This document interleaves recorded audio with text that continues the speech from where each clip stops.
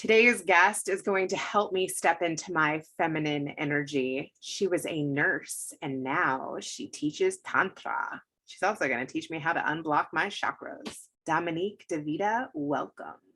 I'm ready for some sexual healing. Let's get it, girl. Let's go.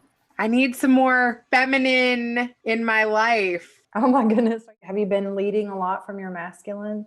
I did that for a long time before Tantra. Tantra is what was a game changer for me, that unlocked. But I didn't discover Tantra until I was 44, but I was heavy on my masculine. And I think so many women do that to be taken seriously, to not be taken advantage of, to be taken seriously and not be looked over at work and get promotions. And we feel like we have to work or prove ourselves in a man's world, the way the world of workforce was created. So it's really common. And then when we want to connect with a lover or partner, we don't attract the right energy because we don't know how to switch back into our feminine. And we want to attract someone that's masculine and is strong that we can finally relax and rest into. We kind of need to lean into our feminine to attract that. So that really helped me so much. I'm loving having this conversation and I'm so happy to be here and be able to share. So oh my gosh, I want to hear about where you were at 44, because I am 41, almost 42. So I'm almost where you were. So at 44, I've been a registered nurse since I was 19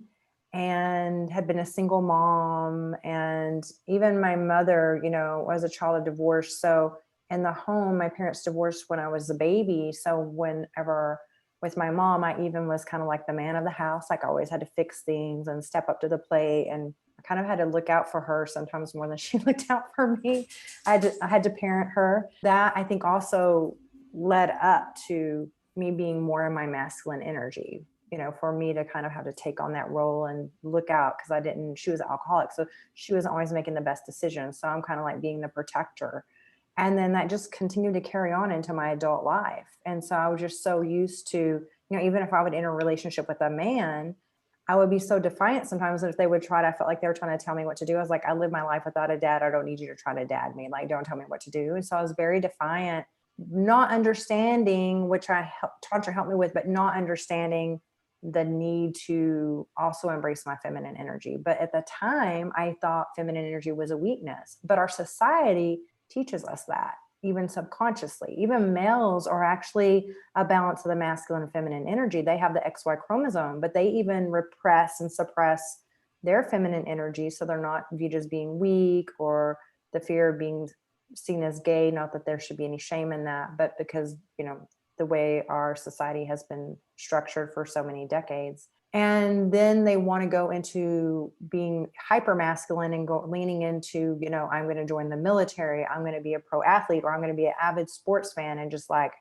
I'm doing these things, I'm hunting, I'm doing all these things to prove what I am. And so they detach from their feminine as well.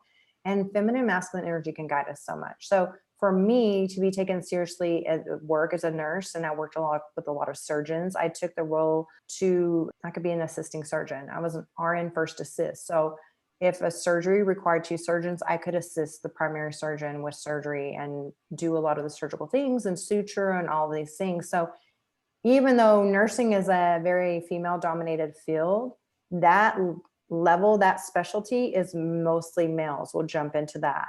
There's like all these layers to it. And then I explored for a bit when I was in Los Angeles I did some modeling, and then I was introduced into the dominatrix world because I had bangs and I looked very much like Betty Page. And so I did pinup at first, which is all like cheesecake pinup, innocent, but Betty Page also played with whips. So then doing those shoots, then I met people and they're like, oh my gosh, medical fetish is a huge thing. And I was just thinking, oh my gosh, like a dominatrix. I mean, I would never hurt anyone. And then I noticed the parallel as this kept being presented to me. And I was like, okay, wait, I've been a nurse for decades and I really do some fucked up shit to people to make them feel better. That's not much of a stretch.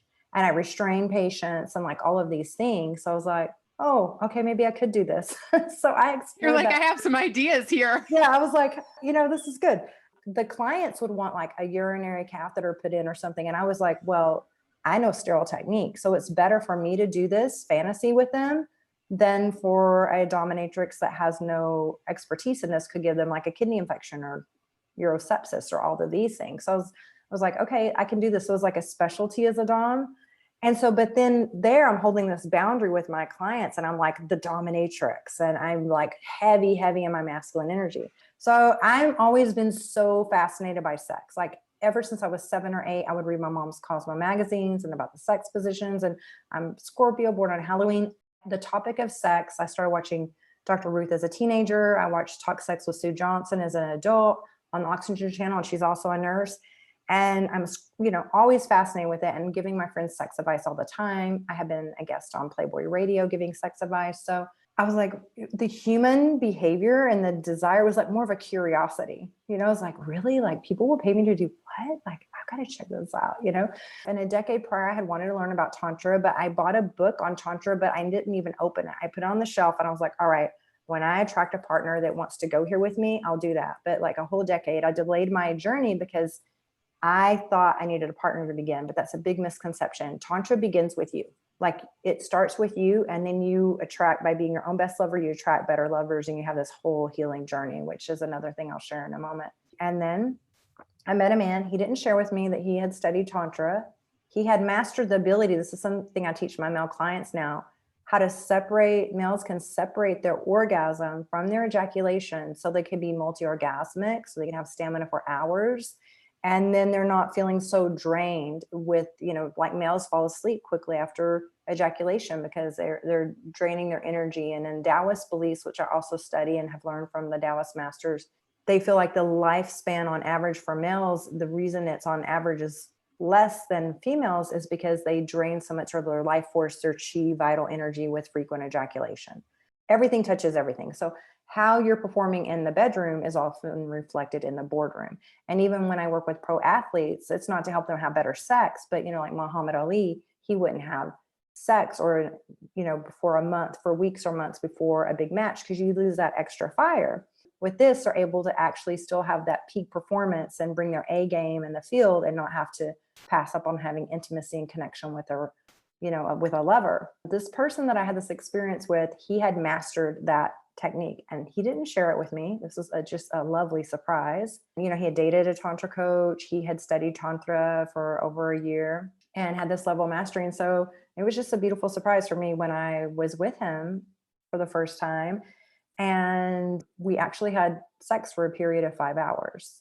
And it literally felt like 20 minutes went by because time flies when you're having fun, right? But I knew a lot had transpired in that time, but like it felt timeless. It was just the most amazing experience. And with Tantra, you learn meditation practices, and your largest sex organ is your brain. So that helps you with that. He was able to hold space and be present with me and be very connected. And I don't know if you're familiar with yoga or Kundalini, but in your chakras or your energy centers, with having this prolonged states of ecstatic pleasure and bliss, that's where the sexual healing, that's where that came into play for me. And I literally had what I call a soulgasm. And when my sexual energy went up through my energy centers on my third eye opened. And it literally changed my life, completely changed my whole life path. And I started understanding more about sexual energy. But that night was amazing. And the next morning when I woke up, he was just like, would you like to come back? And, after I had errands and things to do, he's like, will you come back and stay with me and get a night? I was like, I'm here. Like, this is amazing. And so I just thought maybe it was a fluke, but the next night, same thing. And I could tell he was so confident or confident. Like he was just like, not even worried that me having these amazing experiences of pleasure and multiple orgasms was not going to push him to the point of no return.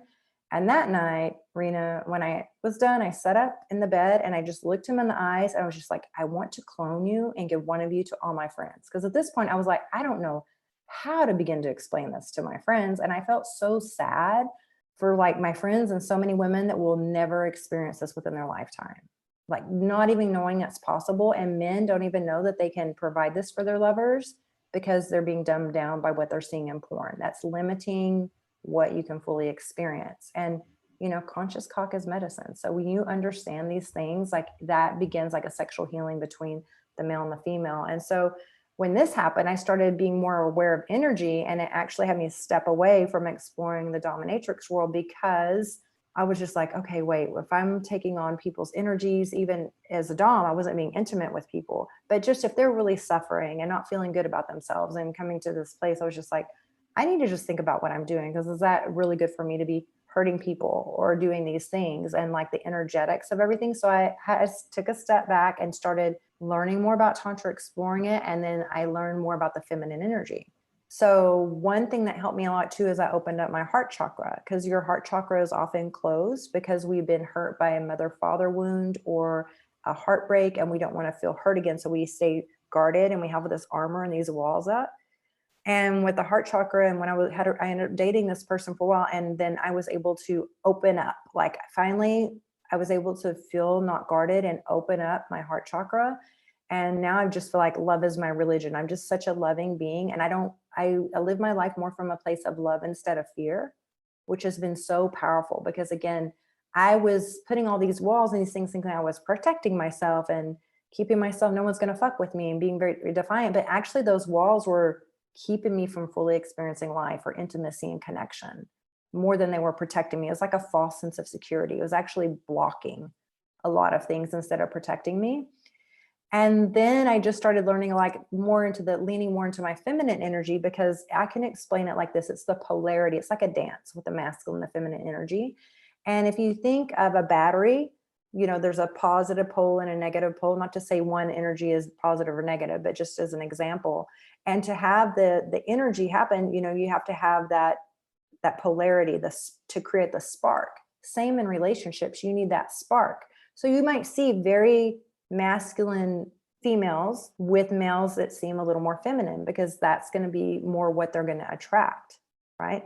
Or you will also see then, after people start to get married or they cohabitate for a while, they start to enmesh their energies, and they start like both of them are in their masculine or both of them in their feminine, and they're living together more like roommates instead of lovers. They like lose that spark, that desire. So even if it's a couple and they're both female or both males, one of them, they can take turns with it, but one of them will need to lean more into their masculine and one more into their feminine to create that desire and that arousal, and to keep that turn on in the relationship.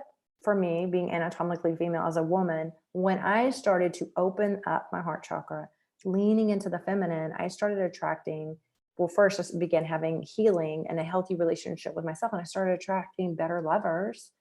And then I would attract men that were more confident in this like healthy, divine masculine energy, because they were not feeling like there was going to be a power struggle with me. Because before, I was giving off this appearance like, oh, I can handle everything. I've got everything. I don't need a man.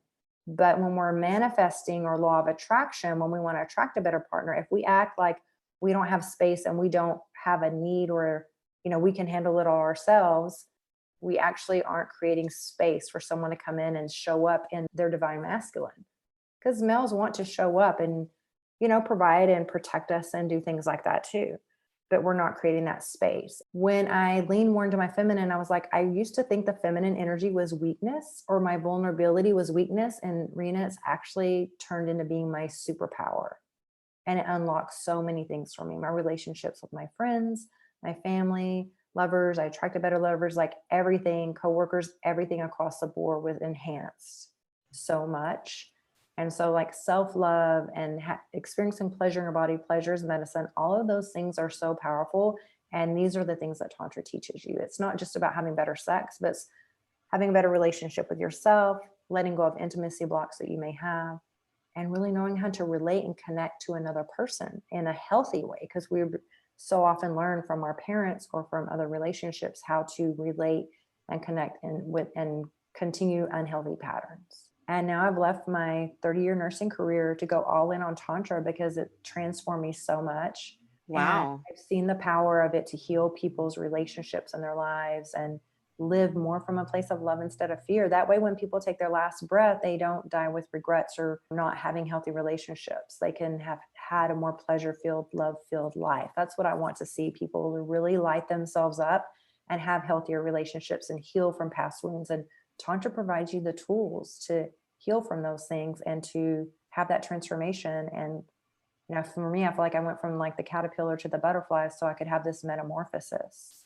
I want to know too, were you able to clone that guy for your friends? I wish. What I have been able to do is, even though I do work a lot with females, with women, and when I'm talking about women, I'm just being anatomically female, anyone who identifies with women, I work with them one-to-one, and I have a group coaching program, the OM method, the orgasmic magic manifestation method. It helps you have more pleasure, more self-love, a lot of healing and things like that. And knowing how to manifest and law of attraction and call in divine partners, make more money, have better orgasms, all that juicy stuff. As a group program I have, and I guide women one-to-one. And so I'm really passionate about supporting women, but I also coach males. I teach these things now to men so that they can show up for their partners this way. So one of my male clients recently shared with me that he is having better sex at 60 with his wife than when they were 30. And then he's had such deep layers of healing. Then he's like, oh, now my wife, she said to me after 30 years of marriage, she shared with him the other day, thanks for allowing me to get to see you, to really get to know you. Because now he's like able to have this intimacy and let go of always feeling like he has to be the provider. There's a lot of pressure on males in our society to be the provider, to be the protector. And they're human beings too. They need to have a human experience. They have emotions, they have fears, they should be able to be fully who they are and also fully play within their masculine and feminine energies. They're more of a balance of that than even I am. And so I love supporting males because when I support them, that's me being in support of the goddess of the divine feminine, because we need males to know this. There's so much misinformation for males about sex. And so we don't never have these healthy conversations or these enlightening conversations. And whenever we're in school, right, Rena, if you recall, it's like we're going to be taught about abstinence or shame with sex, or wait till you're married, or don't get pregnant, or don't get a disease. No one tells us all of this amazing like sexual healing and transformation and deep intimacy and connection we can have. No one tells us this. So then of course we go to look at porn to try to figure it out. And that is really dumbing us down and limiting us. And porn is still acting. That's what a lot of people don't realize. It is acting. And just like if you see a movie with the stunts or Fast and Furious, you understand that's acting. But with porn, we don't realize like some of those things, do not try that at home, because that's really not going to be what your lover wants. Like these are paid actresses and actors just based on fantasy. That's so interesting. And I wonder even if any of it's pleasurable. I mean, sometimes probably things are pleasurable, but the motivation for doing the scenes is not to give that actress pleasure.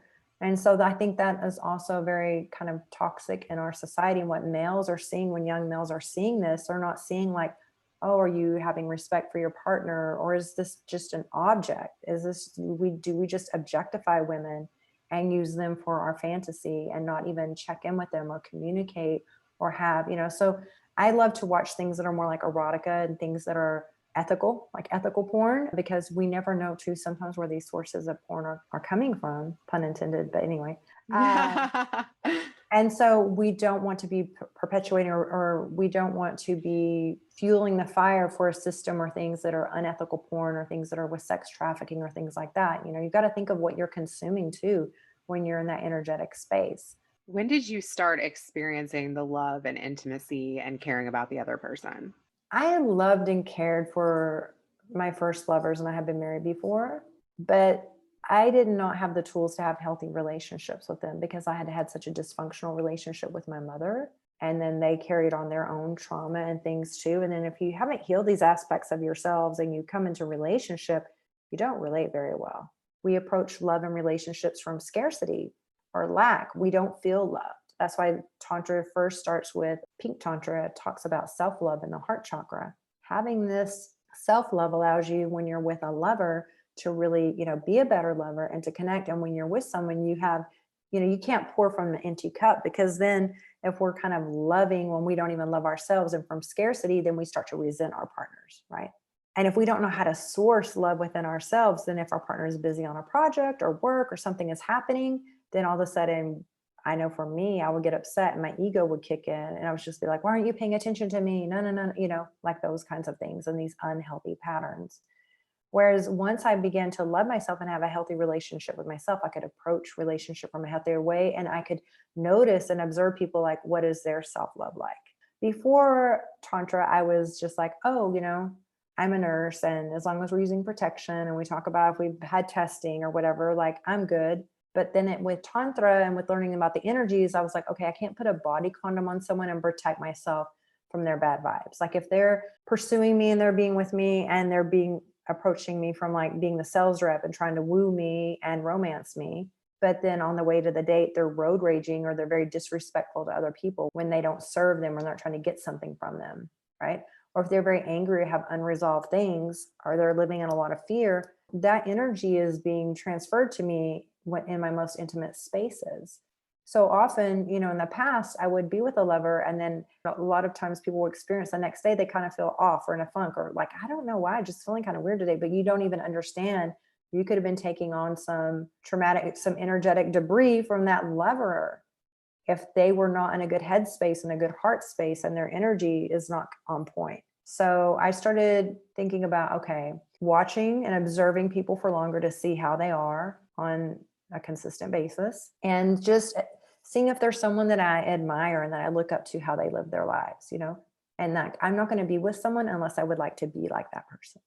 We get so caught up with wanting to have a status symbol or, all of those things. And we think because we have these certifications and degrees of like, I'm good. But then when I had to really look at myself, I was like, no, there's some things that I experienced in my childhood that I really needed to work past and heal. And I even took time from dating for a bit to like use the things I learned with Tantra and start to have that healing journey with myself. And when I did that, I attracted better lovers. Can you But so talk to me often, about some of the things that you had to heal?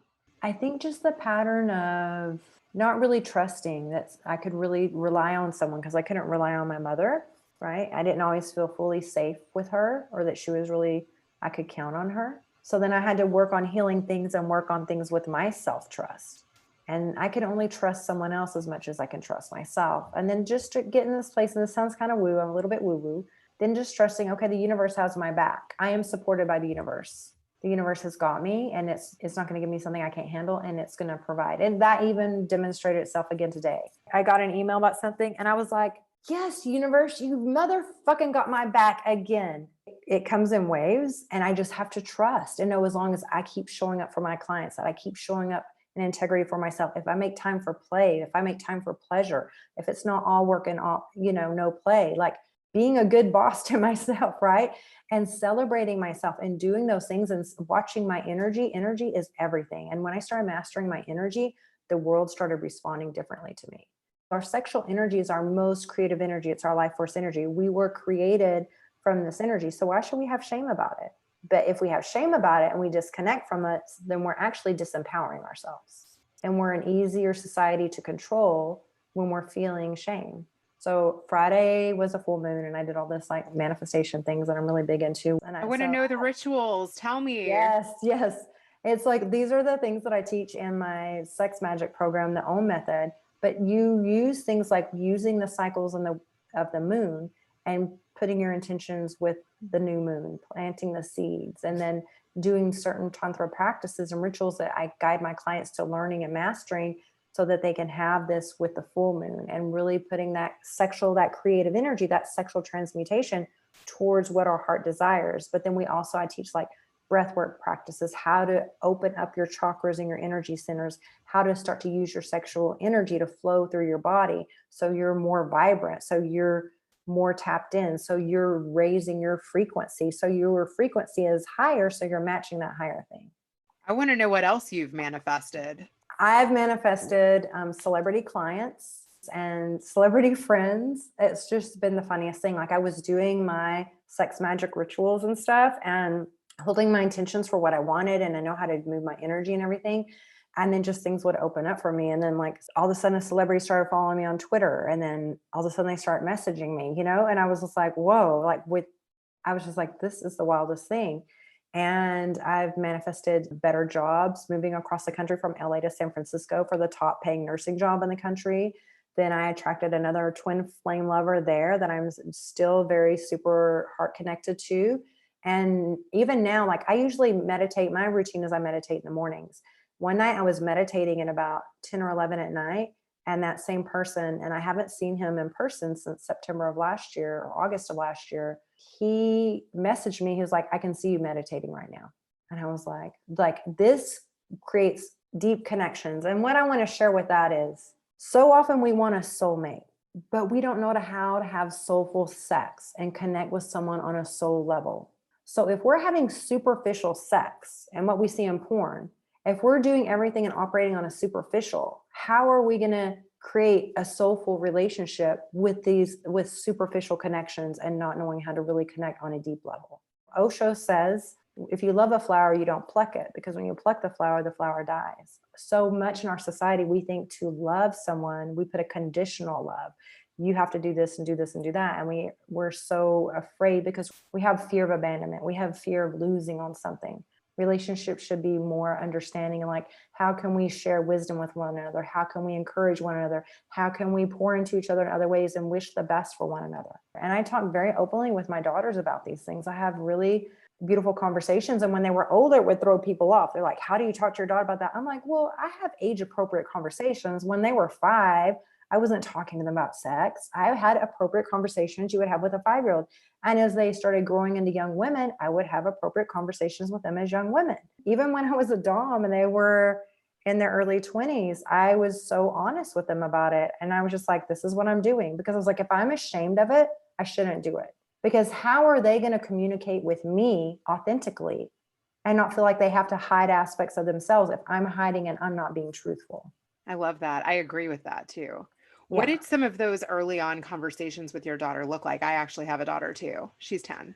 Early on, just letting them know, things like if there's masturbation, that's normal. And I would just make a joke. I was like, over 97% of people masturbate and the other 3%, they're liars. I was something like that, because I'm just trying to, and I would say it in a humorous way when they were teenagers and play it off. That way they would understand, like, you don't need to be embarrassed. Like, this is something everyone does, right? I love that. Keeping it playful, and then just not acting as if I can't even talk about sex. It's not like I'm going to be having sex in front of them, but I don't need to act like no intimacy or no hand holding or like, oh my gosh, you know what I'm saying? Like, because then they don't ever get to see connection or anything modeled for them. But I didn't choose the best fathers because I didn't know how to have a healthy relationships, right? And so, now I wish I would have known what I knew before, like when they were younger, but I had my children young. So this came to me later life, because before I was in survival mode. Then they start being adults. Then I had the time to thrive. So I always tell everyone, and I've told my daughters, see who you are first and figure yourself out before you add children to the mix, But one thing I would tell them when they were younger is, if you're tired of what I'm telling you to do and you don't like to be told what to do, delay having children as long as you can, because you're going to go from me telling you what to do to what a child needs you to do. And you're never going to have your freedom to do things the way you want to do it. So if that's really what you want, don't have children. And so now my daughters are 29 and 34, and they haven't had children yet. And I don't know now, with everything that's happening in our society with health, I don't know. How do you feel about that? If they don't, I'm okay with that. I'm okay if they don't. I always tell them, don't have children because of me, because it's a huge responsibility. Have that because that's what you want. And you need to know who you are before you even figure out what kind of partner you'd want to have children with. And that's another thing I tell them. I was like, if you don't even have yourself figured out, how are you going to decide who you'd want to spend the rest of your life with if you don't even know who you are? So I would tell them, I don't care if you are a virgin when you're married. I care that you have yourself figured out when you're married and you know what you want in a partner. Like, that's what I care about. And then the other thing, whenever my oldest daughter was about 15 or so, I would talk to them about, like, don't ever fake orgasms. And I would tell them, you know what, if you're tempted to have sex, I know your hormones, you're curious, and that's normal. We're the only species, other species, when they're ready to mate, other animals in nature, they have sex, but we're the ones that our bodies are ready. But then society is like, no, wait, because of the way our society is structured. So I'm like, wait, I said, because one, you don't want someone to be just spreading rumors about you at school, that could be hurtful to your feelings. And I'm telling you, males don't have sex figured out yet. So you're really not missing out on anything, because it's going to be over before it starts. And then you're just going to have to deal with the aftermath of, like, pregnancy or your reputation or people saying negative things about your feelings getting hurt. I said, so just wait, give the males time to figure their bodies out a little bit more, so it'll be better for you, because you think you're missing out, but you could satisfy yourself much better than probably they will be able to. I lost my virginity when I was 15, and I had, with the person I was with at the time, he was 19, and we were together for, 4 years, and our families expected for us to get married. So when I got pregnant, it was just like, okay, you two are getting married. And he was the only person I'd ever been with, and I never had an orgasm with him. I literally had a baby and everything. And then for a while, he didn't pay child support. And so once I told his grandparents, when they would see my daughter, I was like, I would have been just as good going off to the sperm bank. I was like, the sex would have been just as good. I would have got just as much help. That's what I told them. I was very my masculine. I would really put people in their place a lot. I'm not like that now. Now I'm like more in my zen. Now my daughters will call me like, Mom, I need some zen. And I'm like so chill. I'm a much different person. But before, I think I had so much hurt and so much wounding and disappointment that sometimes in the Scorpio stinger would come out and I would lash out, because hurt people hurt people. So when we're hurting, so it's important that we take a step back and have heal those aspects of ourselves and have a healthy relationship with ourselves. Because so often we'll have a challenge in a relationship and we're like, oh, next I'm breaking up with you. But if we don't pay attention to the pattern that keeps happening, it'll be just a different person with the same things, because the universe is trying to teach us to learn from our mistakes, not to keep repeating them. But back in the day, I used to think like, oh, the best way to get over a man is to get under one. Oh my gosh, was that a hot mess? Yeah. So can you tell me, for our listeners that don't know anything about Tantra, like, what is Tantra to Oh, I love you? this. Tantra in Sanskrit words, it comes from India. It means to a weaving or a looming. So to me, it's like weaving and bringing in like the spirituality or the energy of sex. And when I say spirituality, it doesn't go against any of your religious beliefs. It's not going to convert you. You don't have to have a religious beliefs. This is just about the energy and merging that with sexuality and bringing those worlds together so that you can create this amazing transformation in your life by having a healthy relationship with all aspects of yourself and not having shame about your sexual energy, understanding, embracing how powerful it is, and understanding your chakras, your energy centers. And it just, Tantra really gives you the tools for transformation so you can unlock those things. And so often in our world, we're so based on consumerism and feeling like we're not enough. And so we're consuming and buying and trying to fill this emptiness and this void. But there's so much within you. You've got all this buried treasure and this amazingness and magic right here within you. And Tantra gives you the keys to unlock that treasure and to start to discover this about yourself. And then you don't feel lack, or you don't feel like, oh, I always need to acquire this new thing. Or, you start to operate more from your heart space and more from awareness and more discernment and hearing your highest self communicating with you than like letting your ego run the show. And ego is good. It can keep us safe, but we need to have a healthy relationship with ego and not let it just run the show and have us making the worst decisions. So Tantra helps you to have a healthy relationship with yourself and the world around you. And how important is sexual energy in a healthy relationship? Oh my gosh, it's so important. Without it, you're just kind of like roommates. It's so important to have that intimacy and that connection, and that sexual energy, especially in Taoist beliefs, is it rejuvenates you. It's the fountain of youth. So many times, like, disease is dis-ease. It's having discomfort in your body, and pleasure is medicine. When you have an orgasm, you feel all these amazing hormones are released. Your serotonin is released, dopamine, like all of these chemical responses, oxytocin, are happening in orgasmic states that are so healthy for your body, help you reduce your cortisol level. When your cortisol level is lower, your immune system is stronger. When your cortisol level goes up, then you start gaining weight. When you understand the chakras, like let's say, for example, your second chakra is your solar plexus. This chakra is focusing on passion, but it also is governed with your sex organs and with your mouth, with your tongue and taste. That's why a lot of times, when you're not having sex, we'll turn to food. So when we are tolerating fuck boys or fuck girls to pass the time, we are actually showing the universe we're not available for the one to come in. Energy is everything. That's how you attract more money. That's how you attract better experiences. That's how you're living your most passionate life. And so often as a nurse, when I would see patients that would have dis-ease, they would be very stagnant in their energy and disconnected from their sexual energy. And they would have like a lot of stress and anxiety and depression, all these things in their charts. And then stress, anxiety, depression, then, oh, they're just diagnosed with cancer. Well, that's like you're having a lot of stress and you don't know how to have a healthy relationship with your body. That's really interesting that you saw that medically. Yeah, I would see that. I would see on the charts like what their histories were. And then I would see they would have this new diagnosis. And then you could just tell that they were very sexually repressed, because I'm very intuitive and I can feel people's energies.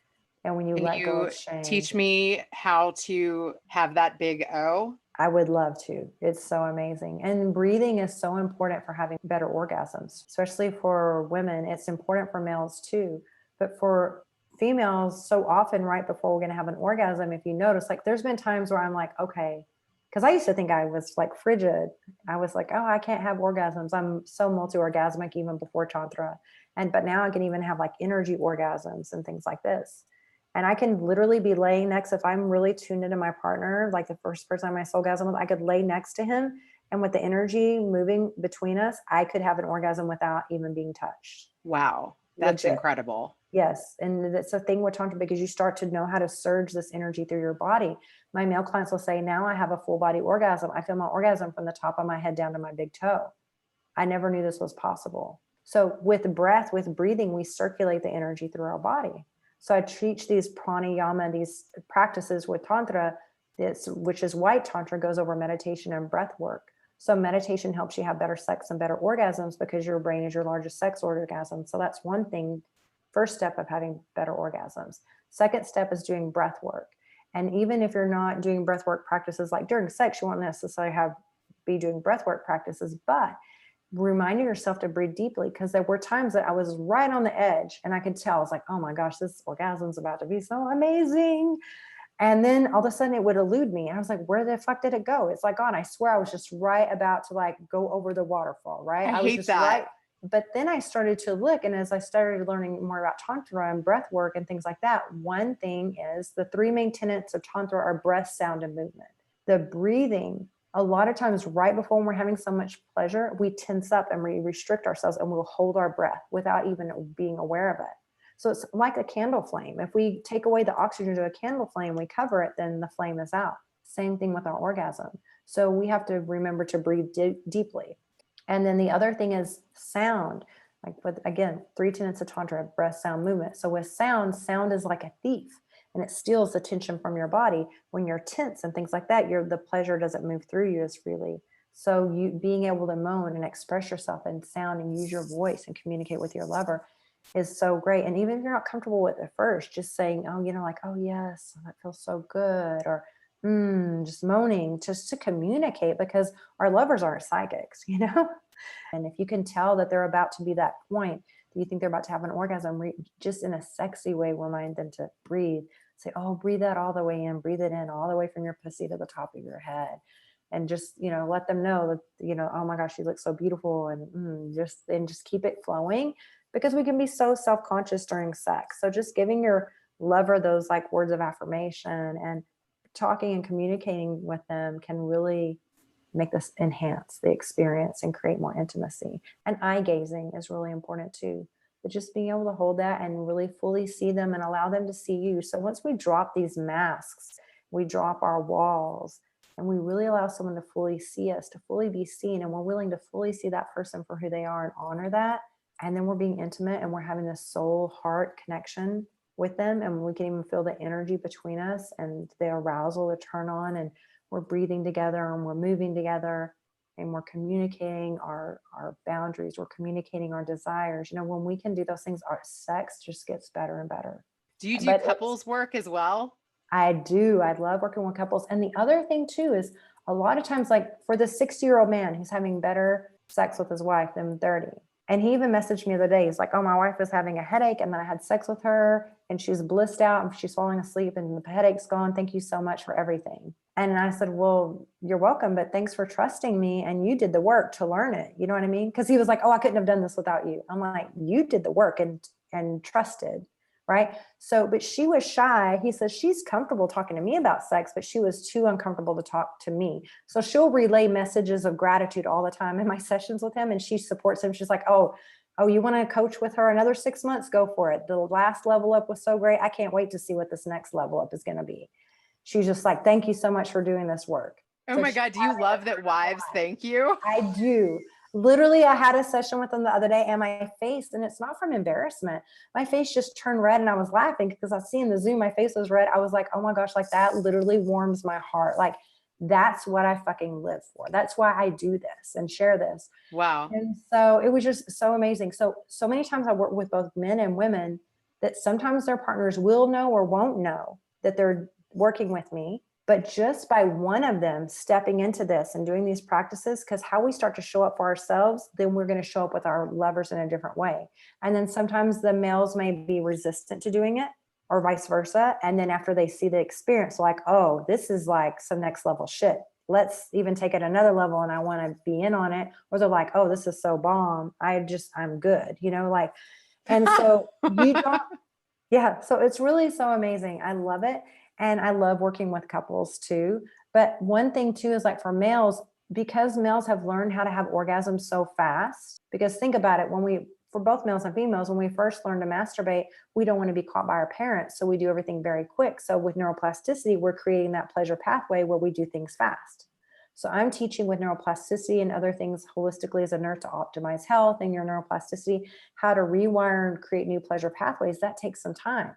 So actually for males, it's better if they do this while they're single so they can have this mastery, because if they start trying to practice and the energy of the lover or being inside of her will pull that out and they won't be able to master it yet. So I have them do self-pleasure practices to have this mastery, or if they're with a partner, for them to understand that they're doing this work, and for them to know too, don't be practicing at first with your partner, because then she's going to start resenting, feeling like she's a science project. Like you need to have intimacy, you need to have connection, you need to do your sexercises and things like that I'm teaching you on your own, and have a certain level of mastery before you introduce it to your partner. Because women, we're very intuitive. So you've given me so many great titles throughout this entire episode. Your lingo is on point. And I say what I used to say too, and one of my other words is don't get distracted. I definitely think there's going to be people in my audience that reach out to you. So let them know the best way and place to do that.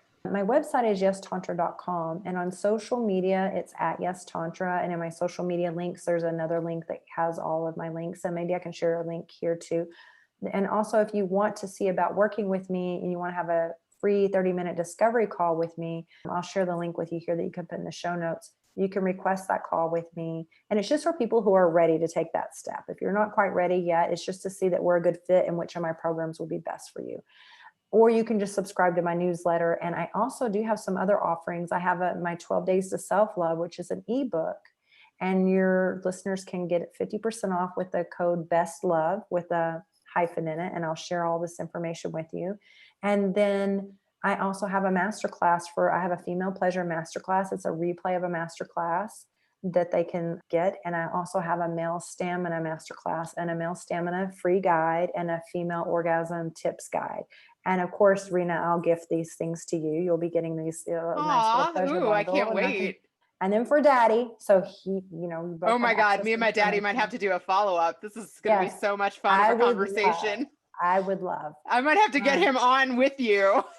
I would love that. How old can people have sex? Quite advanced in age. I remember. No way. I remember once I caught my grandparents having sex when they were in the early 70s, and they didn't even know Tantra or Taoist stuff. I snuck out of there so fast. I was a kid.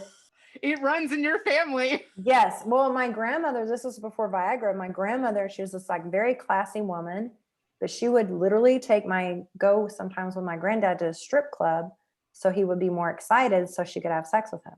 God love her. I know. I do love her so much. Oh my God. It has been so great connecting with you. I really want to keep in touch for real. Most definitely, Rena. I would super love that. And I love this conversation, and I look forward to having a conversation with your dad, because these are, I'm super passionate about all this. Oh my God. I cannot wait to hear what he has to say about this. Yes. I'm just trying to, save the world, multiple orgasms at a time. I love that. Oh my God. You're a gem.